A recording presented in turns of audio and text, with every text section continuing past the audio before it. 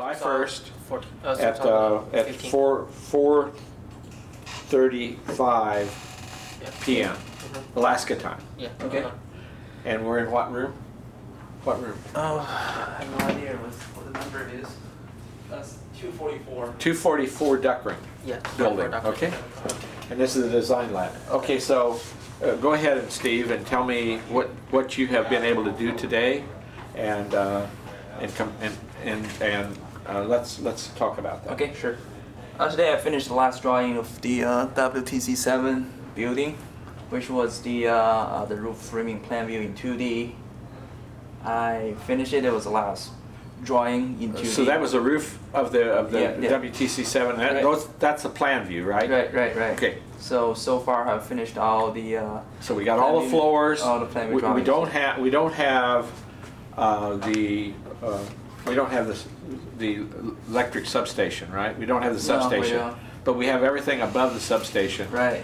through the roof system in plan view. We don't have the electric substation. We have part of it. No, part of it. Part of it, yes, I know. But we don't even have all the drawings for that. No. So We don't have any information regarding the electric substation. right. And what about, so where are we with respect to putting the columns now in terms of floor to floor to floor? Now that we've got the plan views, how many floors do we have in three-dimensional? So that Only two. We only have okay, and two. all this is an AutoCAD. So Right. So we have two floors. Which two floors? 12 and 13. 12 and 13. And so and that's in three-dimensional, right? Right. 3D AutoCAD. Right. So what's the next step? Are you going to be putting in the next set of floors or what? Next step, I'm learning how to use shell and flat slab elements in SAP. Yeah, in SAP right now, and Yeah. try to analyze. And why are you doing that? Because I'm trying to analyze composite beams behaviors in SAP and compare it to hand calculation. And why brick elements versus flat slab elements, or shell elements versus flat slab elements? What's the purpose of that? Just compare. Well, I think it's more than compare. So the real reason is that the brick element is a three-dimensional element, and it takes a lot of computer time. And In solids? it's a solid. Oh, okay. Whereas a flat slab element gives you bending, shear, torsion, all those kind of things, and axial loads in that element. And so it can be connected directly to the beam elements, and it's a lot faster, and if it gives us the same results, or close to the same results, it becomes a better tool to get a lot of information more quickly, so Right. we can do a lot of studies with that. And if that's not the case, then we have to determine that before we start modeling the entire building. Okay. So what we're really doing right now is testing the kinds of models we need to get an understanding of how this building is going to behave. Okay. And one of the things we're looking at is composite behavior, non-composite behavior, and partially composite behavior, right? Right. And so that way we can be able to determine how they compare against the hand solution and know which models that we literally need to be using for the analysis. Right. And so you're doing that, well, you haven't done that with SAP yet, but you've done it by hand, right? Right. Okay. And Fong, you've done it with Abacus. Yes. Have you done it by hand as well? Until now I haven't done by hand. You haven't done it by hand, but Yeah. Steve's done it by hand, and Yes. your results compare with Steve's? Yes, SAP 2000 and hand calculations. SAP? Yeah. I. But SAP's 2000 was not a plate element, nor was Yeah. it a solid element. It was a Yeah. Well, yeah. it was a beam, right? Yeah, yes, with beam elements. a Right. slab Only element beam on top. I mean, a beam element on top of it. Yes, right. Two Yeah. beams, right? Yeah. Basically Right. on top. But the of it. results came out almost identical to hand calculation because we treat Well, yeah, because you didn't have torsions and all the other kind of stuff in it, right? Right. Yeah. Obviously, I mean, so, but anyway, it correlated really well with the hand. SAP did a really good comparison. Abacus is going to give you a good comparison. So Yeah. we know that that's going to give us a one-to-one correlation, right? Right. Then when we get a little more complicated, the hand solution isn't going to give us anything because we can't do it. but the two programs then start to correlate. And so we know we got the same kind of models working, and we ought to be able to compare both programs in the linear range. Yes. Once we get past the linear range, then we probably are not going to be able to make a big comparison, and Abacus takes over.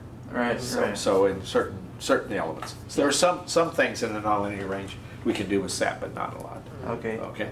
So at this point, I mean, there is a nonlinear SAP component, but we're not. Okay. We don't have that. Okay, go ahead. And by the way, I have sent emails to ACI, AIC, and ANSI to ask for the available codes or standards around the year of 1985.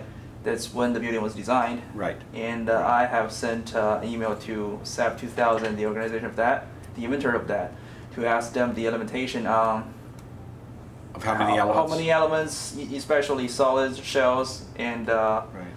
and flat plates. And you told them that we were doing a large building. Yeah, right? we were just I only told them I'm modeling a 47-story building with a lot of elements. Okay.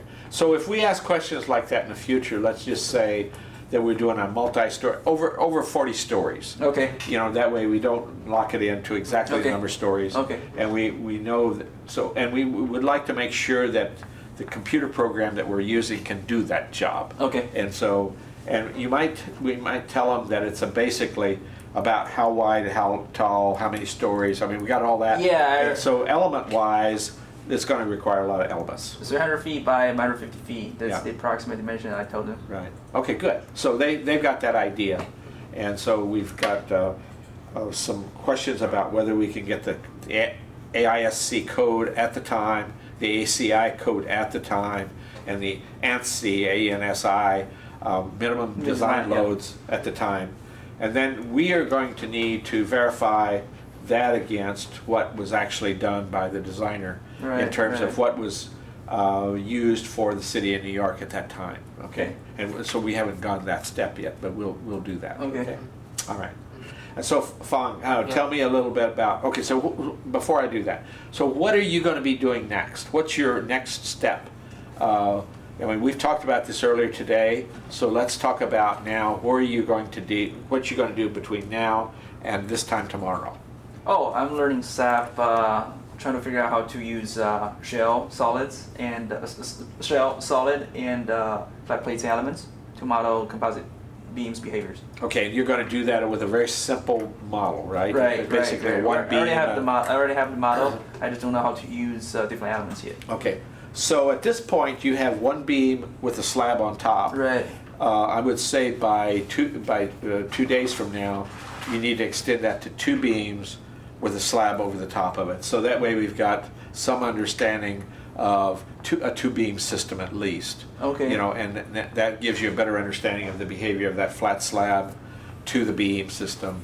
You know, and we can then load one beam in relationship to the other and get a torsional effect. Okay. And then we can do the same thing in Abacus and see if we get good correlation between those two. You see what I'm saying? Okay. Both in a composite and a non-composite system. Okay. All right? And then once we've got that, depending on our results, we probably we should look at that in composite, non-composite, and see if we can develop a partially composite. Once we're there, then it's time to put these 2 floors together, you know, and start seeing if we can get that. All right.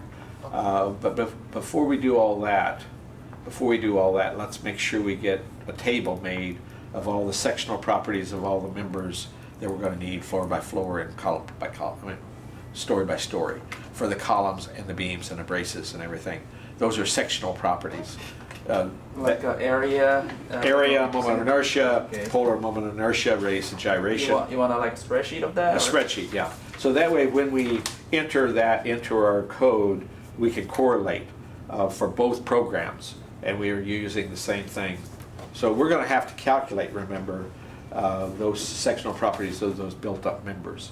So before we even do that, we need to make up a table of all the built-up members and where they're located and which columns they are, so we can do a cross-reference in whether it be AutoCAD or whether it be SolidWorks, whichever one of those programs we want to use to communicate our message to the rest of the world, you know, about where these columns are. And floor by floor. Okay. He's built up sections. All right? Organized by. All right, so now, I think you got plenty to do. You know what to do, right? Mm-hmm. Okay, so Fang, tell me how you're doing and what you're going to be doing between now and tomorrow. Yes, until yesterday night, I just figure out the connection between the concrete deck and the I still can't see you very well, so Okay. you need to be able to, Stephen, just kind of watch where you are. Take a look over there and see where you are, and so that he can have yeah, full camera. Okay, now I can't see you. Okay, now we could, yeah. let me pull up here. Then they cannot see him. Well, I know, but Yeah. well, maybe you can go on the other side of him Alright. Yeah. while we're getting this worked out, so that, and we'll get this worked so it doesn't look so radical.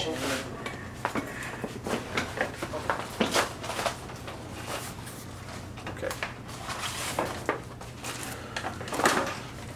All right. So, fun.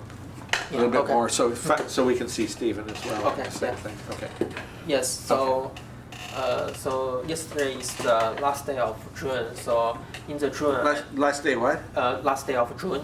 Oh, last day of June. Okay. Yeah. So last month I just figured out how could I use the AutoCAD's model transfer into UpQs and then make no change to I just can define everything. So In Abacus. yeah. So if I just change lot of geometry and change the member in UpQs, there has error when I change this thing.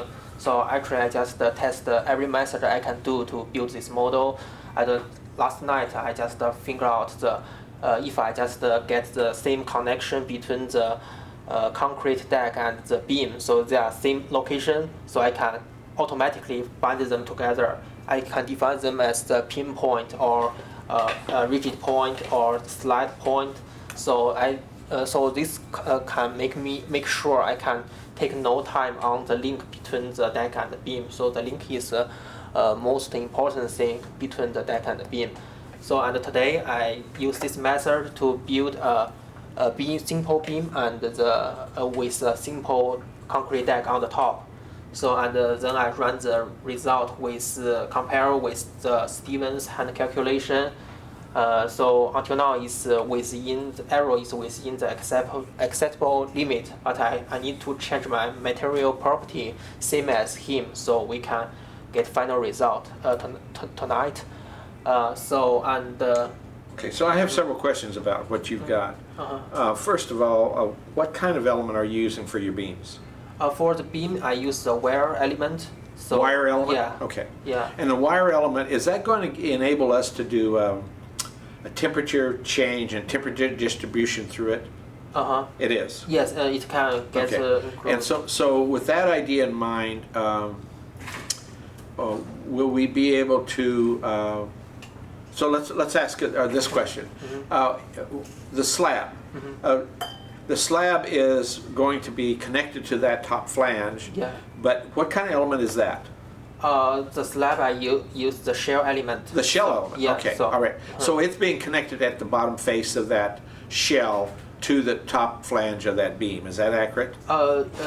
Actually, I use the wire element, so there has only 2 points one side for one beam, and I share so on the share element, so they have same point, so I just combine them together. So I know, but where is that point at? Is it the top of the flange, or where is it? yes, so the location of the beam I can offset it? Yeah, I can offset, so same as the geometry, so include the bending and so. Okay, and you're doing the same thing with the shell? Is that true? No, I'm talking about you. Are you doing the same thing with the shell? Yes. Offsetting it? Yes, offset Okay. the shell. Okay. So yeah. So now, if we have that condition, can we allow those two things to slip if we want to? Yes, we can get every condition. So if we Okay, want good, restrict okay. with degree of freedom. Excellent. Okay. Yeah. Excellent.